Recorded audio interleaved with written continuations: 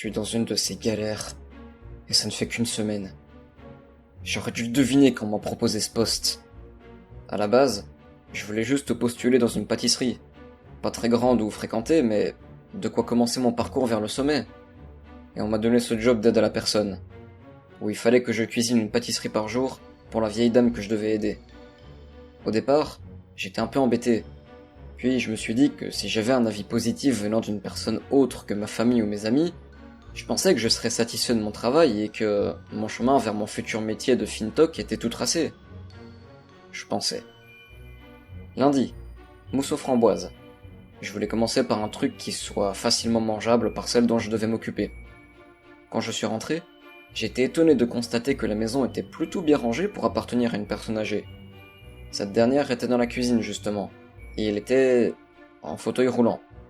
Bon, sur le coup j'ai pensé qu'il y avait une autre personne qui s'occupait d'elle à part moi. Finalement, j'avais l'impression que je ne faisais qu'une livraison de pizza, parce que je ne faisais que déposer la pâtisserie et partir. Ça me faisait bizarre. Mardi, beignet aux pommes. Au départ, j'étais nerveux quand je suis arrivé. J'avais hâte de savoir ce qu'elle pensait de ma mousse, mais j'avais peur qu'elle ne l'ait pas aimée. J'étais rentré, et elle était dans la cuisine encore.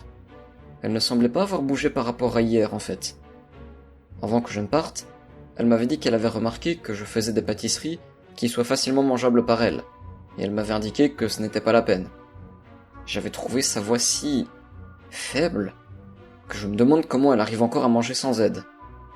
J'étais parti de la maison, sans même avoir pensé à lui demander si elle avait apprécié la mousse.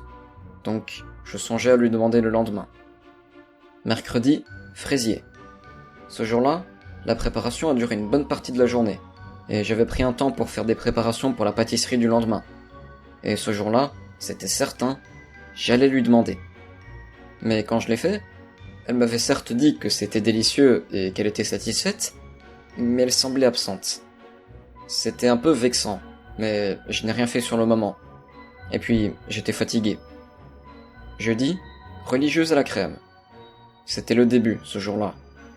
Je l'avais entendu discuter avec quelqu'un quand j'étais arrivé. Sauf qu'il n'y avait personne d'autre dans la pièce. Elle était assez surprise quand elle m'a vu rentrer. Et avant que je ne dise quoi que ce soit, j'avais entendu un chat. Je ne savais même pas qu'il y avait un chat ici. Il n'y avait même aucune preuve de la présence d'un animal de compagnie, mais ça m'avait rassuré sur le moment.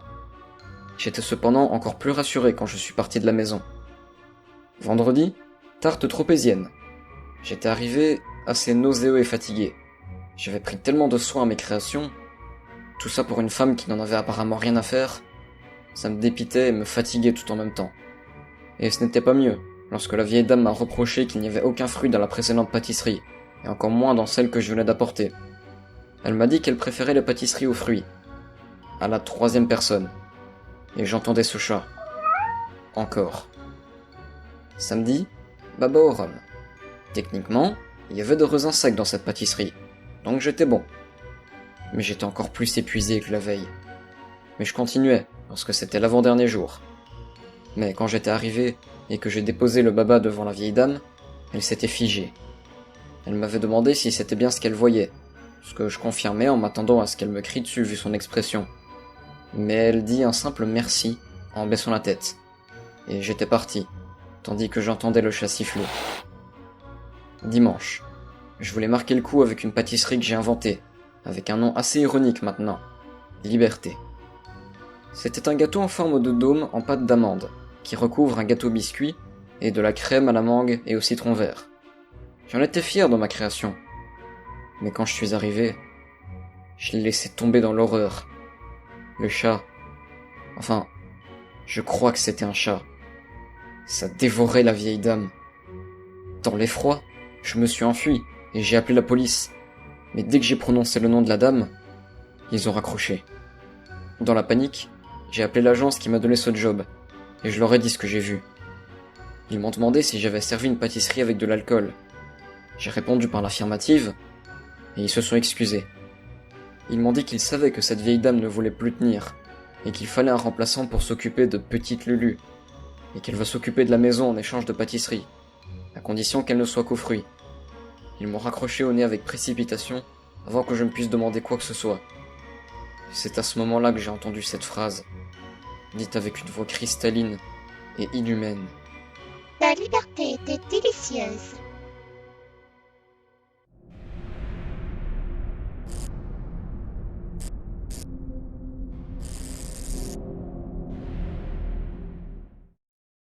Bonjour.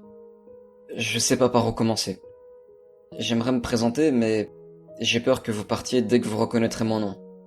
Donc, je vais directement aller au sujet. Je voulais parler de mon frère.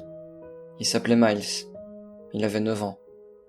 C'était un garçon normal physiquement, sous tous les traits.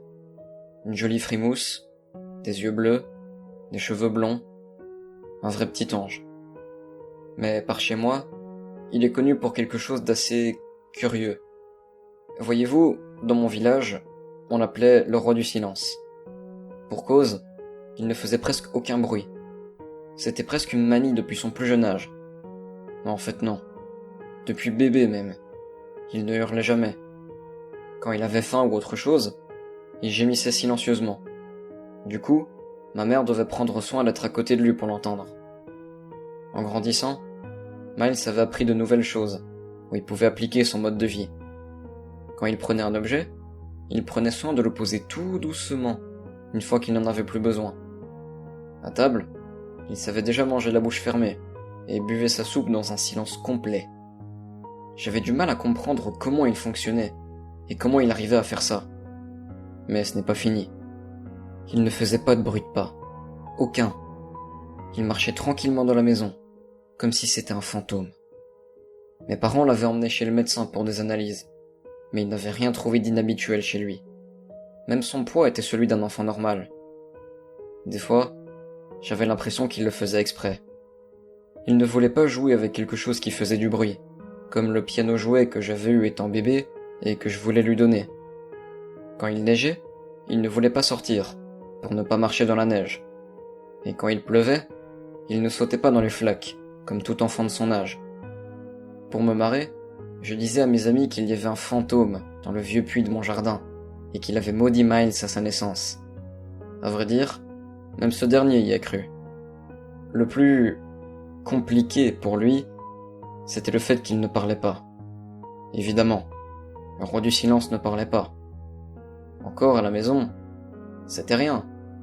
Mes parents s'inquiétaient, certes, mais il pouvait toujours communiquer avec du papier ou par SMS quand il a eu son portable. Mais à l'école, c'était l'enfer pour lui. Les autres enfants se moquaient de lui, le trouvaient bête. Ces enfoirés. Pardon, excusez-moi. Il y avait quand même des personnes qui trouvaient ça attendrissant, mais les autres, qui étaient majoritaires, ils étaient juste énervés par ça. En particulier les professeurs, qui le forçaient à parler, et qui, dans la colère, lui mettaient des zéros pointés. Heureusement pour lui, je le défendais dans la cour de récré, et même s'il ne parlait pas, il savait toujours rendre sa reconnaissance envers moi. Mais depuis que je suis parti au collège, Miles est parti. Ses affaires avaient disparu de sa chambre. Il en pouvait plus du bruit, de ces voix qui l'insultaient. Il a préféré partir. Et à cet âge, le monde est une jungle terrible pour lui. Je suis terriblement désolé pour lui. J'avais besoin de le dire. Je l'ai pas fait. Il aurait dû fuguer. J'aurais aimé qu'il puisse fuguer. Mais avec notre jardin couvert de murs, il avait rien trouvé de mieux que d'escalader le puits. Je l'ai pas fait. Aucun d'entre nous ne l'avons fait. Nous ne savions même pas. Même si ma mère passait ses journées dans le jardin, même si mon père passait parfois la tondeuse, la police l'avait trouvé dans le puits. Les jambes cassées, la bouche grande ouverte, comme paralysé dans un cri d'effroi. Mais on pouvait pas le sauver. Il pouvait pas crier.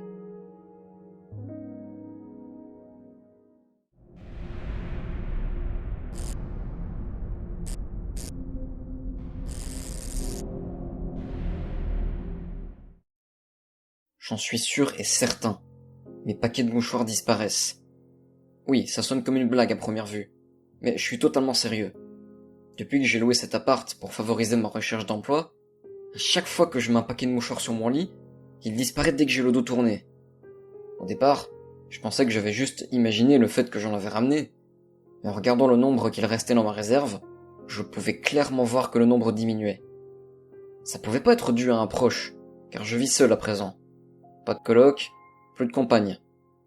J'ai regardé si les paquets étaient tout simplement tombés, mais je n'ai rien trouvé à part des paires de chaussettes que j'avais oublié de mettre dans le lave-linge. J'en avais parlé à des gens sur un chat que je fréquentais, mais ils se sont tous foutus de moi. Aucune solution que j'avais trouvée ne fonctionnait vraiment. Et maintenant, ça me fout juste en rogne. Ça sonne de rien comme ça. C'était juste des paquets de mouchoirs. Mais s'ils disparaissent, ça veut dire que quelqu'un les a pris. Je suis sûr qu'il y a un mec qui vit dans les murs pour se moucher. Il me fait perdre des sous en mouchoirs, putain. Quel radin. Bon, en vrai, j'y croyais pas en cette théorie de quelqu'un vit dans ma maison sans que je m'en rende compte. Je sais que je suis juste quelqu'un d'étourdi et de misérable. C'est pas la première fois que je mets un objet quelque part et que je me souviens plus de son emplacement, me laissant croire qu'il aurait disparu. J'étais donc pas vraiment inquiet de ce phénomène, juste énervé. Enfin, jusqu'à il y a quelques jours. Après des mois à voir les paquets de mouchoirs disparaître, c'était les papiers inutiles que je gardais dans mon portefeuille. Cela ne m'a pas trop dérangé, je devais les jeter de toute façon, mais ça restait tout de même étrange. Par ailleurs, j'avais vite remarqué que c'était pas uniquement les papiers et les mouchoirs qui avaient disparu. Les livres que ma mère m'avait donnés, des antidépresseurs que je devais prendre, une montre en plastique, dans laquelle je tenais pas vraiment, et divers petits objets. J'avais même remarqué que les peluches que mon ex m'avait laissées ont aussi disparu. Et, au fur et à mesure, j'avais remarqué quelque chose d'encore plus bizarre. Tous les objets qui avaient disparu étaient sur mon lit. J'avais fait un test pour prouver ce fait. J'avais mis un échantillon de parfum dont je n'aimais pas l'odeur sur le lit, et je suis parti pendant quelques heures. Il avait disparu. Je ne savais pas trop ce qu'il se passait, mais à chaque fois que je quittais ma chambre, un objet sur le lit disparaissait. Je ne savais pas trop quoi penser à ce moment. Je n'avais aucune connaissance en paranormal, et je n'avais aucune envie de me frotter au moindre spectre fanatique de mouchoirs. Par mesure de sécurité, j'avais commencé à éviter de mettre des objets sur mon lit, et j'ai donc laissé ce dernier comme il était quand je l'ai acheté. Vide. Plus rien ne s'était passé depuis, et tout était redevenu normal. Du moins, j'aurais aimé. Voyez-vous, je me mettais rarement sur mon lit. Je trouvais le matelas inconfortable, et comme je n'avais pas de quoi m'en acheter un autre, je dormais sur le canapé. Mais hier soir, mon frère m'a amené à Sacré-Maillère, non loin de là. J'ai fait en sorte de finir bourré pour passer la soirée plus vite et qu'il me ramène chez moi. Ce dernier a trouvé bon de me poser dans mon lit. J'aurais préféré mourir en conduisant, plutôt que ça. Je voulais plus que tout crier, jusqu'à ce que je n'en puisse plus. Mais je ne peux pas. Je n'ai plus de bouche. Je n'arrive plus à sentir mes jambes, mes hanches, mon bras gauche. Ma main droite est libre, mais mon coude est enfoncé dans le matelas. Et je ne le sens plus de toute façon, bien que je puisse toujours bouger ma main. Je n'arrive pas à atteindre mon portable avec cette dernière. La table de chevet est trop loin. Je suis pas sûr de combien de temps est passé depuis mon réveil dans cet état. Mais je peux clairement voir de mon œil restant la lumière qui traverse mes volets fermés. Je pense que je préfère être dans le noir sur le coup. J'avais pas envie de voir tout ce qui restait de mon corps. J'ai essayé, avec ma main restante, de gratter sur le matelas pour me libérer. Mais je n'y arrive pas. Le matelas, qui était inconfortable, semble s'être changé en ciment. J'avais accepté ce nouveau modèle de matelas gratuitement pour essai, mais je n'avais pas remarqué la plaque électronique sur son côté, parce que je n'aimais pas ce matelas. Je ne savais pas en quoi ce truc était spécial, mais même si je voyais via le reflet de la fenêtre le message marqué en rouge sur la plaque, j'aurais préféré ne pas avoir la moindre idée. Saturation atteinte. Absorption de poids obsolète impossible. Veuillez en venir à la méthode manuelle.